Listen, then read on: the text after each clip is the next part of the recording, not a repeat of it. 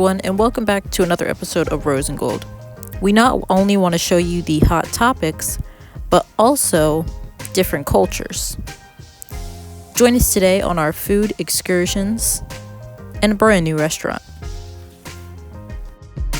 Today we are at a restaurant called, and I might be pronouncing this wrong, but it's Al Baghdadi, and it's kind of nice. It's a mom and pop restaurant. The meal is served with a bread. Ginormous.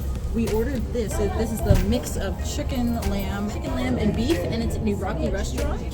And we also ordered one of the samosas that has beef inside of it. Interesting.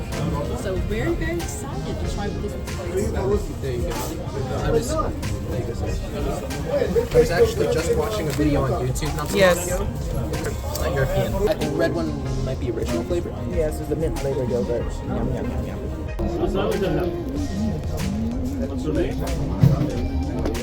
Hello everyone. Today we ordered the cheese kanafa, and it looks delicious. Supposedly, I'm thinking it's like a cream cheese with something over the top of it. It's a dessert. Yes, it is a dessert. I'm excited to try this. Bon appetit.